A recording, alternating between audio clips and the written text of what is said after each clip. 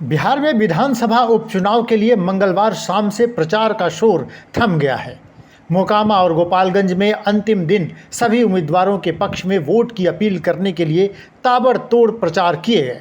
दोनों ही सीटों पर राजद और बीजेपी के बीच सीधी लड़ाई है। गौरतलब है कि दोनों सीटों पर 3 नवंबर को मतदान होगा।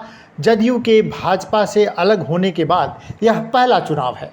6 नवंबर को चुनाव परिणाम के साथ ही जनता के बीच महागठबंधन और भाजपा की जमीनी ताकत का अंदाजा लग जाएगा। मोकामा में राजद के पूर्व विधायक अनंत सिंह की पत्नी नीलम देवी को राजद ने अपना उम्मीदवार बनाया है, तो बीजेपी ने ललन सिंह की पत्नी सोनम देवी को टिकट दिया है। राजद उम्मीदवार के पक्ष में जदयू, कांग्रेस समेत वाम दलों के नेता भी प्रचार कर रहे हैं। एक तरफ राजद ने जहां अपने सभी मंत्रियों को चुनाव कैंपेन में उतार दिया है, वहीं दूसरी ओर मोकामा की सीट पर कब्जा के लिए भाजपा भी जी तोड़ कोशिश कर रही है। मोकामा में चुनाव मैदान में भले 2 महिला उम्मीदवार हैं, लेकिन शक्ति परीक्षण 2 बाहुबली नेताओं के बीच का है। इस सीट पर राष्ट्रीय जनता दल के बाहुबली नेता अनंत सिंह के AK-47 मामले में सजा होने के बाद उपचुनाव हो रहा है। महागठबंधन ने उनकी पत्नी नीलम देवी को उम्मीदवार बनाया है, तो दूसरी ओर भारतीय जनता पार्टी ने हाल फिलहाल तक जनता दल यूनाइटेड में रहे स्थानीय बाहुबली नेता ललन सिंह की पत्नी सोनम देवी को चुनाव मैदान में उतारा है। वोटों की जातीय समीकरण की बात करें तो मोकामा में दोनों ही उम्मीदवार एक ही जाति के हैं। ऐसे में भूमिहार मतदाताओं के बीच विभाजन की स्थिति बनती दिख रही है।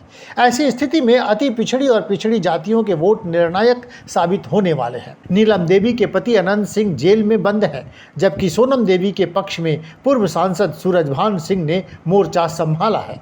उधर मोकामा में रामविलास पासवान के बेटे चिराग पासवान ने बीजेपी के पक्ष में जमकर चुनाव प्रचार किया है। उनका दावा है कि मोकामा में पासवान और अन्य दलित वोटर निर्णायक होंगे, जो बीजेपी के पक्ष में वोट करेंगे।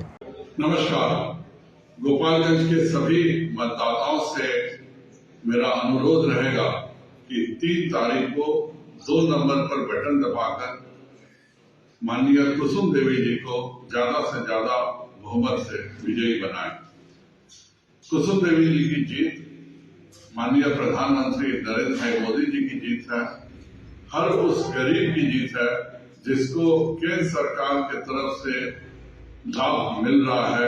हर घर में जो भी माननीय मोदी जी ने किया है, उन कार्यों को देखते हुए कृपया कुसुम देवी जी को 2 नंबर पर बटन दबाकर गोपालगंज विधानसभा से भारी बहुमत से जिताएं। नमस्ते। दूसरी ओर गोपालगंज में भाजपा की कुसुम देवी को सहानुभूति वोट की आस है। उनके पति पूर्व मंत्री सुभाष सिंह की मौत हो जाने से यह सीट खाली हुई है।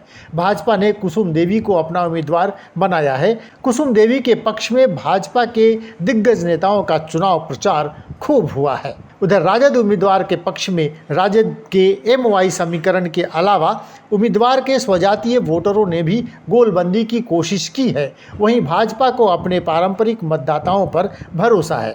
भाजपा यहां से 2005 से लगातार चुनाव जीतती आई है। बहरहाल बिहार में 2 सीटों पर हो रहे उपचुनाव को एक तरह से 2025 और 2024 के लिए सेमीफाइनल की तरह देखा जा रहा है। कहना नहीं होगा कि नीतीश के NDA से बाहर होने और RJD से हाथ मिलाने के बाद पहली बार कोई उपचुनाव हो रहा है।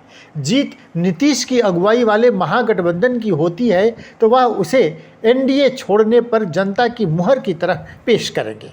वहीं बीजेपी को जीत मिलती है तो वह इसे नीतीश कुमार के खिलाफ लोगों में गुस्से के तौर पर पेश करेगी। ऐसे में सवाल है कि क्या इन दोनों विधानसभा सीटों के परिणाम सूबे की सियासत के रुख को बदलने का मादा रखते हैं? क्या नीतीश कुमार लालू यादव के साथ आ जाने भर से उनका वोट बैंक भी साथ आ रहा है?